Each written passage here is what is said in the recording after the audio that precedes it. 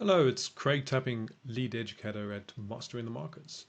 I thought I would take you through a bit of crypto and what I'm seeing. Bitcoin's had a massive move, and I thought crypto is really topical. We haven't covered crypto for a while because nothing's really been happening in that space.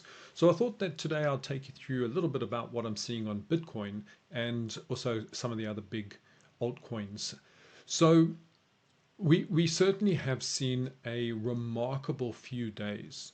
We've seen we're $13,000 up on the weekly candle in Bitcoin, and what we've done is we've broken through a key resistance level, and we have made significant gains. And there's a lot of people that have now firmly believed that the bottom is in. There's another heap of people that believe that this is just an absolute blow off opportunity to take out all the shorts in the market and then reverse and still put in a lower low. So I thought I'd take you through the charts and take you through a little bit of what I'm seeing.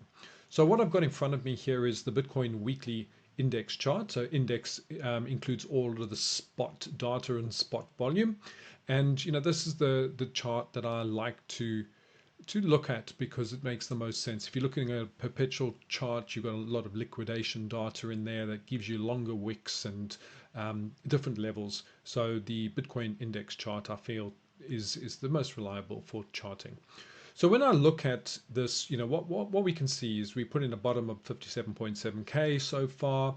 We've come back up to support. It was support. It became resistance. It's been resistance throughout June and July, and suddenly we had the news, two sets of news. The first, that Trump was having a summit with a lot of CEOs and a lot of organizational people to discuss crypto and to really look at pushing through the Clarity Act for signing on the 15th of September, and really to create awareness of how it is important for the US to be a leader in crypto, and there's a lot of Asian countries that are taking a lead and changing legislation and becoming more active and adopting crypto more sort of broad scale. And this was what the summit was all about. So that news was already setting up the scene for potentially a bullish reaction in crypto. And then what happened is the US Treasury announced on Wednesday, announced that they were doubling the bond buyback scheme. So currently they were deploying $2 billion of buying bonds, and they increased that to $4 billion starting the 9th of September through to November, and then that would be reassessed. Immediately what happened was the bond yields, the longer term bond yields, the 10-year yield, the 20-year yield, the 30-year yield dropped quite significantly. They dropped 10 basis points. And then we also saw the DXY, the strength of the US dollar, drop a whole 100 points. So it dropped from 99.7 down to 98.8, so 90 basis points. And that then set the catalyst for a couple of moves in the market. And we got some really nice moves on precious metals. We got gold and silver up 4%. We got platinum up sort of 3%. And those continue to sort of edge up slowly. But the one thing that overshadowed all of that was Bitcoin. And Bitcoin is currently up this week 21% from its lows. So opened this week at 63,000, currently trading at 75,900. So and really going pretty hard. So in terms of what we measure in terms of a retracement, we retraced it really past what we refer to as the sort of the golden level, the 618, and going towards that 786. Why is this important? Right? Because there's a lot of different scenarios in terms of structure. And I do Elliott Wave, but there's a lot of other structures that people do and they look at. And when you look at the structure here, there is a bearish structure that has a lower high here and still goes in to put a lower low. However, if we can take out this high at 82.8k, that invalidates pretty much every bearish structure that you could potentially have. So the key level for Bitcoin right now is 87.8k. If we can clear that, if we can break above 87.8, that really limits the types of opportunity that Bitcoin's got to make a lower low. So just to talk you through that, if you were looking at an Elliott Wave perspective, what we normally get is what we talk about is a double zigzag, and what you would have is an A, B, C to give you a zigzag. You have what we call a link channel, which is an X, and the ABC makes a W. And then what we would have left for the second zigzag is an A, B, C. And that would then finish off the correction with a Y. That would answer a lot of questions.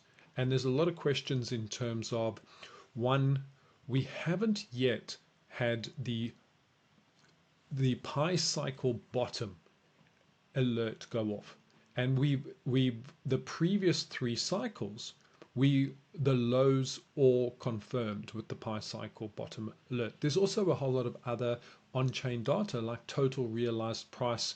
The average price of every Bitcoin holder is currently sitting at 53,000. We've never bottomed in a previous cycle without flushing out that realized price of 53,000. So there's a whole lot of reasons why a lot of the bears are thinking that the low's not in. There's also the philosophy of the 4-year cycle, and for the 4-year cycle to play out again, we would need to bottom in October or November this year. So there's a lot of different theories of why a bottom potentially couldn't be in. From a technical perspective, the key that I'm looking for is that 82.8k. If we can break above 82.8k, then I feel that quite confidently it will look pretty convincing that it's in. So if I look at a few other things, and I could take you through a few other things that I'm looking at in terms of slightly higher time frame.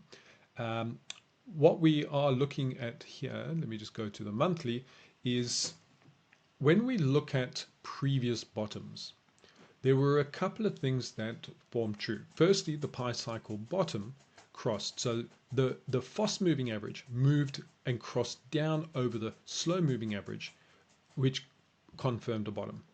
It happened again, very, very close to the bottom, within a couple of weeks of the bottom back in 2018. The fast moving average crossed over the slow moving average and gave us the pi cycle bottom. It happened over here again in 2022, and it actually happened before we bottomed. In 2022, we thought that we actually had bottomed, but then we had the FTX collapse. And that was almost like a crypto black swan event, and that actually gave us a lower low and gave us that bottom in November 2022, but we had already had that pi cycle bottom. Now when we look at the current structure, we have not yet crossed. The fast moving one is at 69,000 and the slow moving one's at 66,000. And now with price above these, if price doesn't come down, they'll never cross, which means that indicator has failed. Now, there is a pi cycle top and there is a pi cycle bottom indicator. And funny enough, the pi cycle top indicator didn't trigger at the top at 126k, which was the first cycle top that it failed to trigger. So it is quite possible that this becomes the first cycle bottom that fails to trigger. And if you think about it, Bitcoin has changed somewhat. Bitcoin was very much a retail type asset, and it's become more institutionalized. We've seen the Bitcoin ETFs that launched early in 2024. We've also seen the big institutional adoption and the Bitcoin treasury companies, and how that institutional adoption, which means that there's less sellers, there's more people holding Bitcoin as opposed to buying and selling under pressure. And that could be a reason why we do bottom without that pi cycle indicator. The other things that I look at is retracement. So I've got this in logarithmic scale, so my retracement levels are also in logarithmic. But what we've always done historically is we've always retraced what we did in 2011. We retraced to the 236 retracement level. When we came down to 2015, we were sort of halfway between the 236 and the 382 retracement. When we got to the 2019 bottom, we retraced perfectly to the 382. And then what happened in 2022, we actually retraced almost all the way to the 50% retracement, which was the deepest retracement that we'd ever had in a Bitcoin cycle. So what we had sort of gone from was a 236, in between a 236 and a 382, to a 382, to a 0.5. So what you would actually expect is that this one would be a 0.5 or a 0.618, because the history has got us going slightly deeper on a Fibonacci retracement value, not shallower. And this time we've just missed touching the 382. The other, so that is one argument for the bears to say that potentially the bottom's still in. We need to go lower. We need to potentially go to the 0.5, which is at 44K, because then if we look at history, the 236 to between the 236, the 382, to the 382, to the 0.5, to the 0.5 or lower, it makes sense that we go deeper every time, which sort of makes sense because the blow off tops become less and less, so therefore the retracement level should also become deeper in terms of the gains.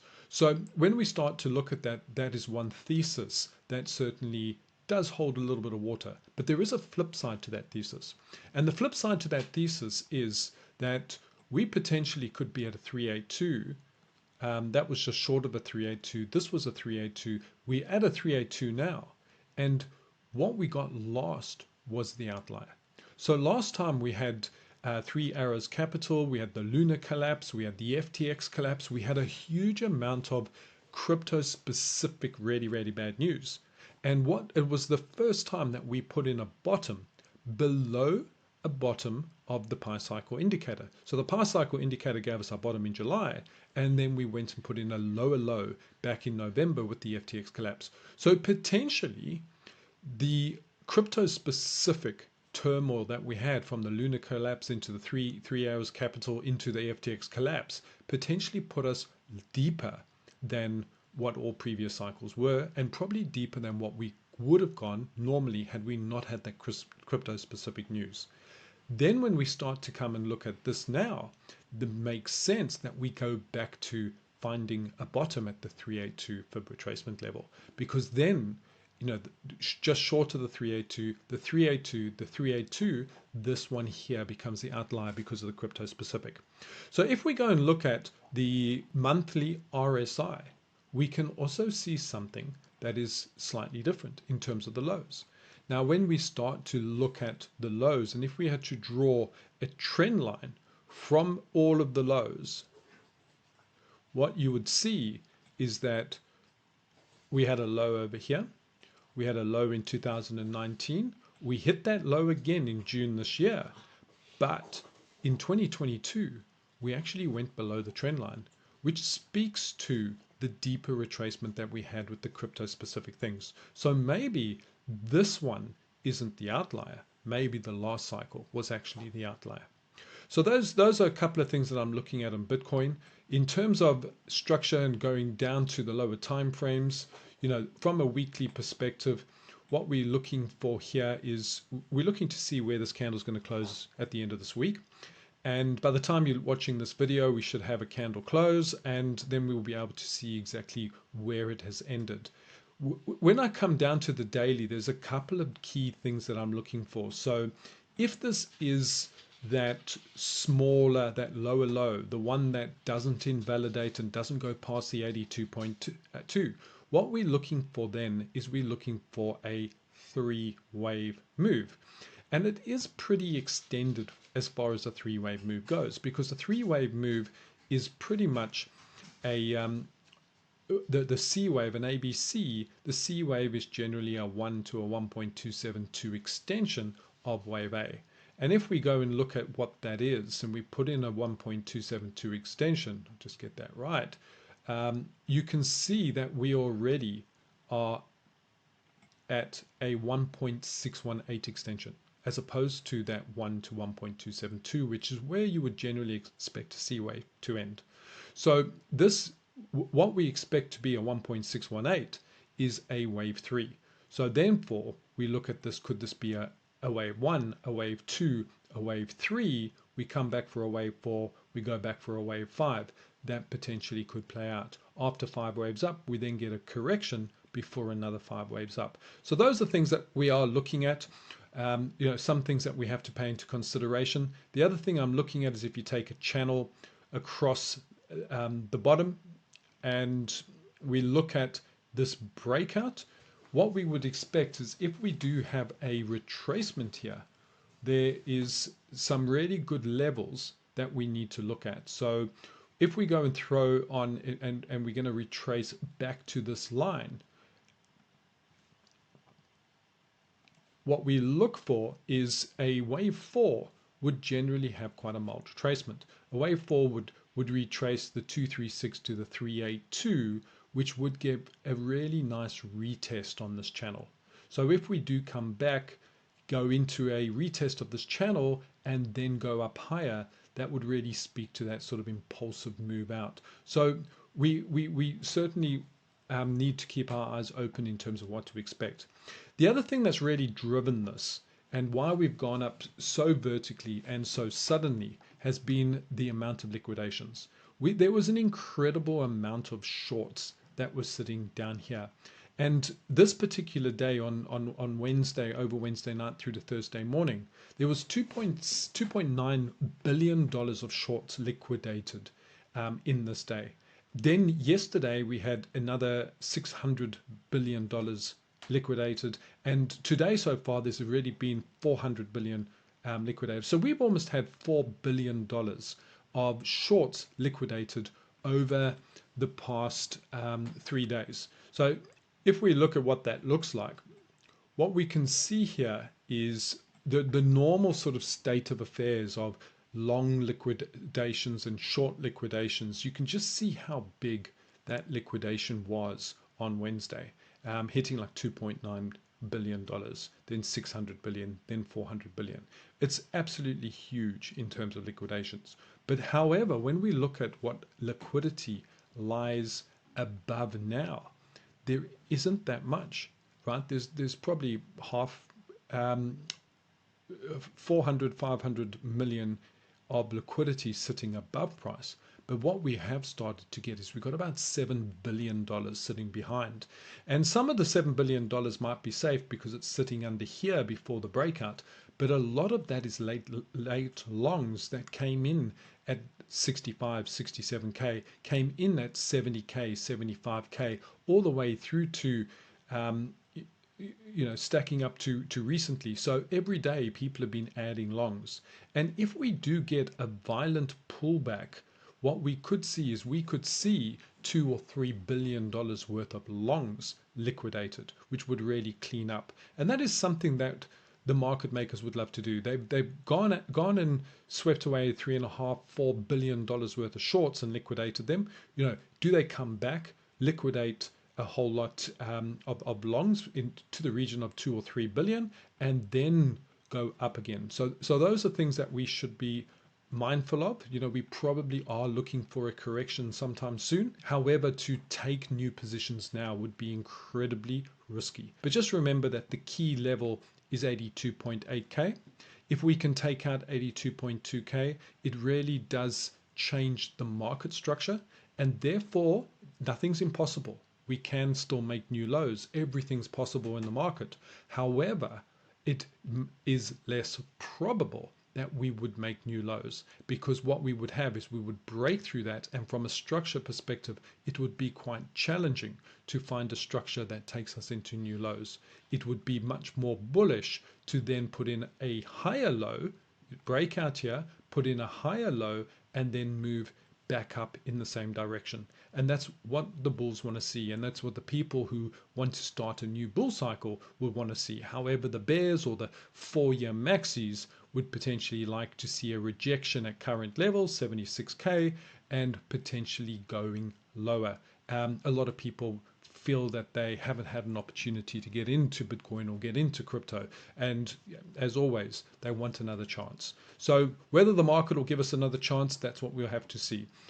A quick look at a few of the altcoins. So in essence, none of the other altcoins are really standing up to Bitcoin. They're not really outperforming Bitcoin. They're starting to wake up now. They're starting to play a bit of catch up. But at this stage of the game, when we start to look at some of the performances, the 5 that have stood out has been Bitcoin, Ethereum, XRP, Solana, and Hype. Everything else is not giving the big performance that we've seen. So if we look at Bitcoin, Bitcoin is up 20% this week. When we look at Ethereum, Ethereum's up 27% this week. And when you take a relative strength, which is pretty much the ratio of Ethereum over Bitcoin, you can see that we've actually started to break out on the weekly, but Ethereum started to break out on the weekly against Bitcoin.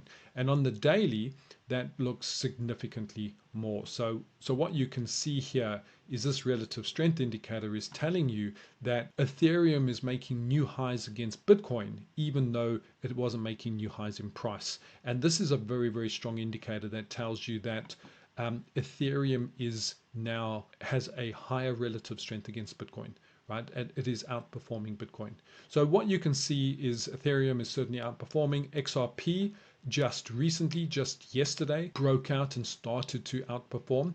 And you know, initially XRP on Wednesday was a little bit small, but yesterday played catch up. XRP is now at 131. It's up 32% in 3 days. So that's now starting to outperform Bitcoin. Solana waking up as well. So for the last sort of 6-7 days, it's outperformed Bitcoin. It had a little bit of outperformance of Bitcoin in June and into July. But then what we saw is the Solana give that back.